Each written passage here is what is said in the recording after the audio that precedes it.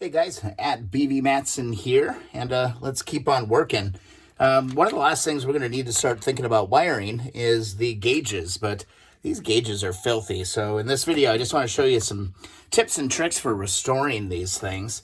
One of my gauges is in great shape. This other one, however, has some issues. You can see there is I think it's for vibration. There's a little bit of a pad in here. This is completely worn out. It actually rattles on it, doesn't fit firmly on there. I'm having a hard time finding these online, so I'm going to kind of jerry-rig something together today, and I'll show you what I'm doing with that. But first, let's do the easy stuff first. Let's get to cleaning and touching up one of these gauges. All right, and basically for the cleaning job, I'm just going to use a little bit of Barkeeper's Friend. This is a really great cleaner, and I don't have any sponges, but I do have a magic eraser. So I think what I'm going to do is I am going to use the magic eraser and kind of start working my way around this. It actually just needs a good cleaning. Nothing crazy going on here.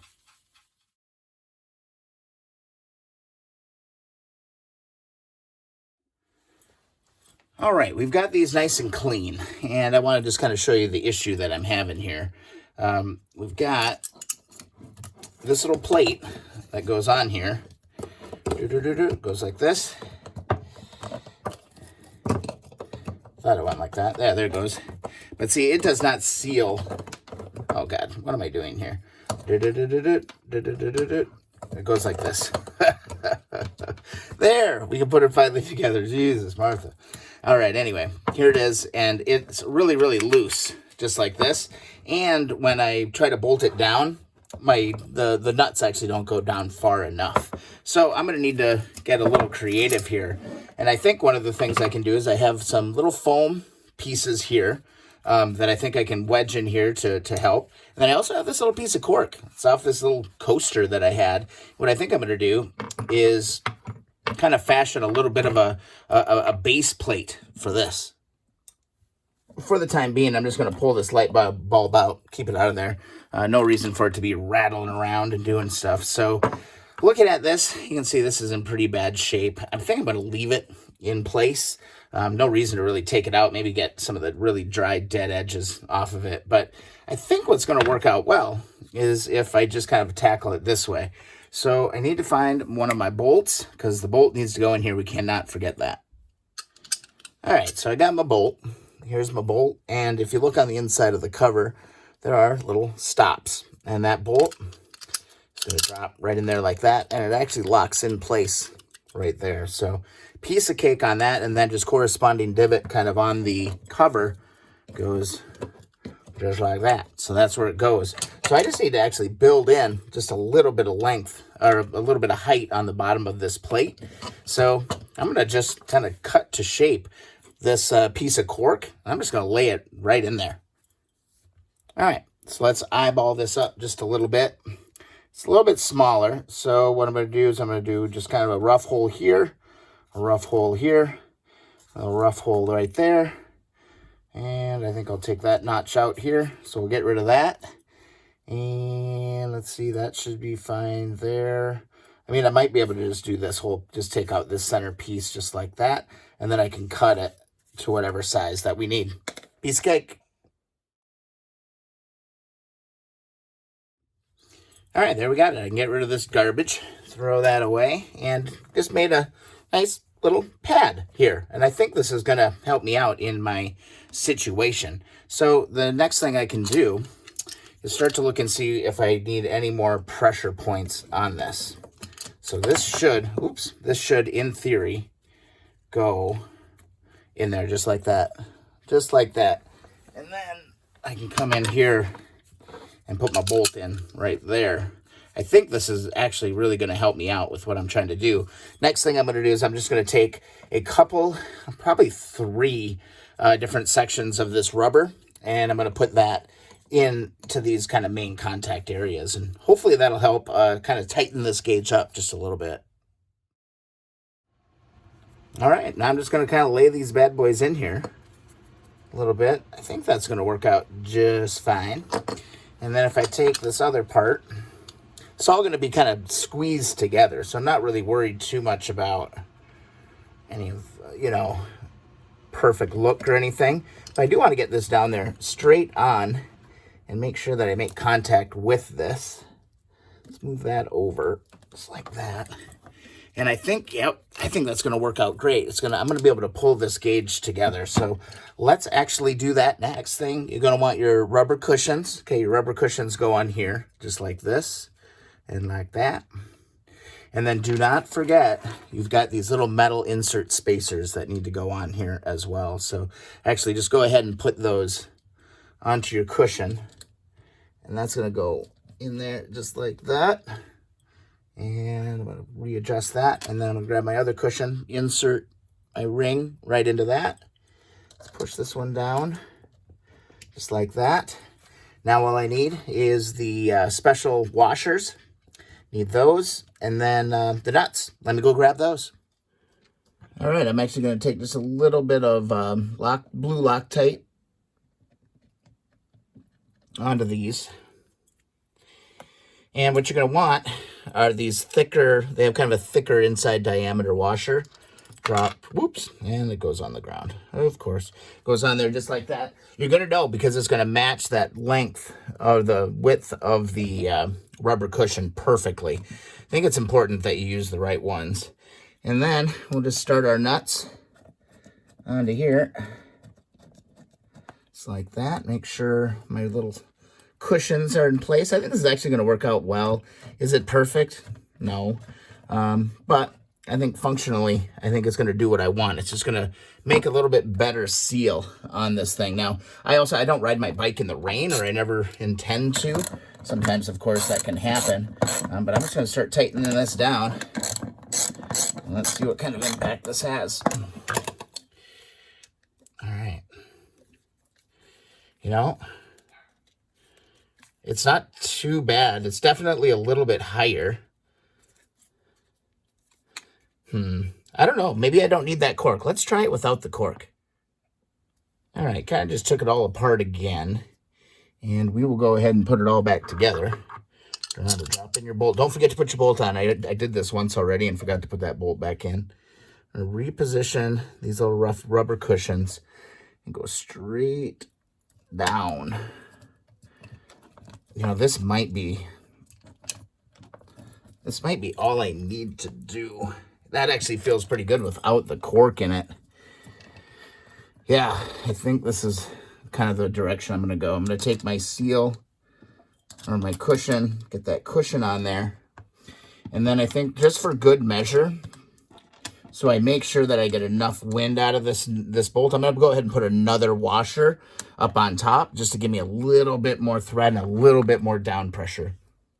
And perfect. I found just a couple of extra just standard washers. These are pretty thin, so I'm going to put a couple of these on here. Just like that. Yeah, I think this is the ticket. I think this is all it's really going to require here. I think the cork may have been overdoing it. I've still got plenty of blue Loctite on this. I've got my bolt in place. I've got the spacers in. And we should be able to go to town on this and get this thing sealed up pretty tight. See how much we can get her. Man, it's still not quite where I'd like to see it. But it's definitely more rigid, at least. I'm not sure. I think I need to get these to go on more so I can get just a little bit more. See how, like, when I want it to go here and my spacers are staying up here. See that little gap? I think I got to go a little bit heavier on this. And that'll suck all that together. So we'll keep on trying. And that definitely helped, guys. I just added another washer. Gave me a little bit more room. Now, I do have some gaps in my weather strip seal, or that seal. But that doesn't bother me too much because I'm going to actually go and let's inject some rubber cement in around here and clean this all up. So I don't know. I feel okay about this. Yeah, no problems. It's just, I want to make sure, because here I had a big broken part. So I want to make sure I fix that. I tried jamming in some of this, which I can maybe go around and do afterwards. But let's get some rubber cement in here and then just kind of seal it up. We can use some of these strips to kind of clean that up, because this is, sadly, this is the top of the gauge. So I want this to, you know, look good too, right? So let's get to work on that. All right, this is some messy stuff, but I think this is going to work. This process has worked very, very well with some of the other projects that I've had. So let's go ahead and see if rubber cement is going to work in a syringe. Big test. All right, let's try it with a bigger needle.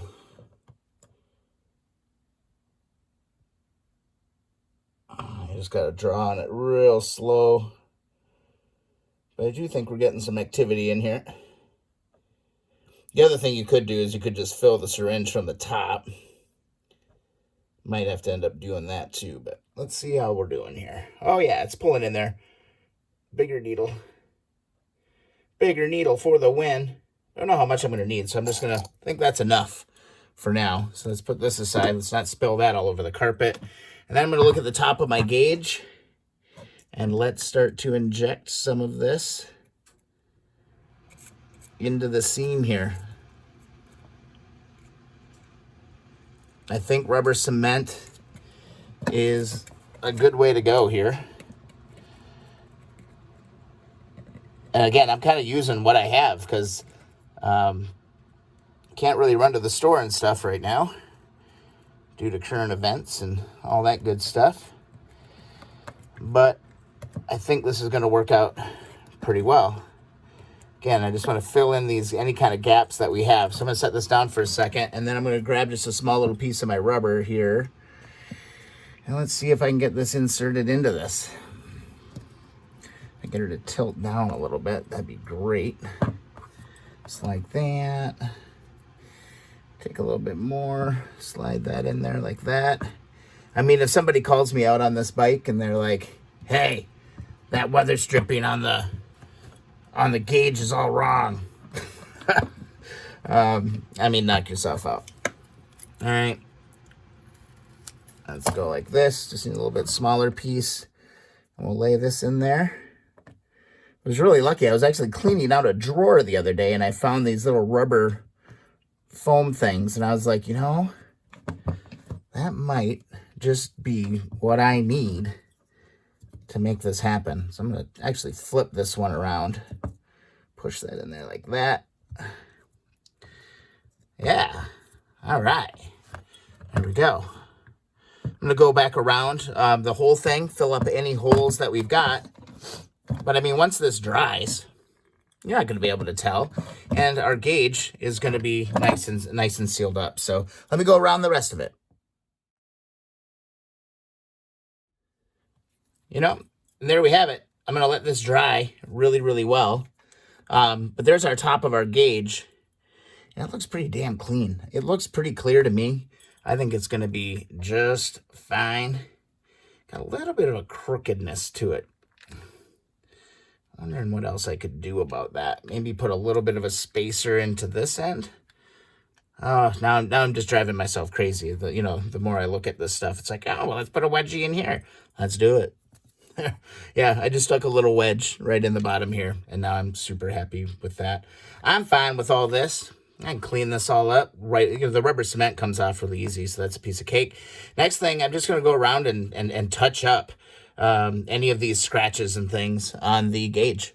And I've got, what the hell do I do with it? I do have a little bit of touch-up paint right here. So this is a gloss black. So not sure how this is going to look, but let's go ahead and dive into that. Shake your paint. Make sure you shake your paint real good. This one has a little kind of a pen on it. I gotta clean that lens a little bit more too.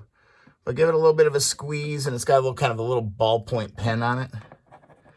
There we go. And we can just kind of fill in some of these chips on this gauge. It's already looking pretty darn good. There's a brush on here as well, but because these are kind of, the imperfections are kind of embossed, if you will. Like it's small. I'm just trying to fill these channels with a nice coat of paint. Of course, the clouds moved in, took away my sunshine. I have kind of bad light where I'm at right now in the bunker. So here we go. Work on this. Actually, this gloss paint I think is going to work out just fine. I was a little worried. It looked a little matte to me, but I think it's going to be okay. And we'll just do quick little touch-ups on this. And I'll go ahead and hit the other one, and then let this stuff all dry really, really, really well. And then we can go ahead and drop these bad boys onto the bike and get them wired up. I did test all the lights. Had to replace a couple of the bulbs, but those should be all good to go. And yeah, I think that's it. I'm just going to work my way around this gauge and the other one and go from there. So I'll keep going. All right, there you have it, guys. I mean, I've kind of went around the gauges. They definitely look a lot better. I mean, you could dismantle the whole damn thing and spray paint them, but I don't know. I don't think it was really worth it in this case because these gauges are in actually really good shape. So, you know, the touch-up paint works fine. It is a little glossy. The more I look at it, it's not a perfect match. So I think it's like either a flat or more of a matte finish. But little rubber, like if your seals are broken, I think that's the biggest thing, is just prop it up. Put some rubber in between there, add some washers, and you'll be good to go with your gauges. The part to replace that was like $20, and I was like, oh God, for that one little rubber piece, I can't do that. So I hope you guys found the video useful. Should have some time on my hands here coming up, so let's see what kind of progress we can make on the 1972 CL350. Thanks for watching, guys. Also, super excited to have hit the 1,000 mark on subscribers. So I thank each and every one of you who have subscribed along the way. Thumbs up the videos that you enjoy. Follow along Instagram and Twitter at BVMetzen.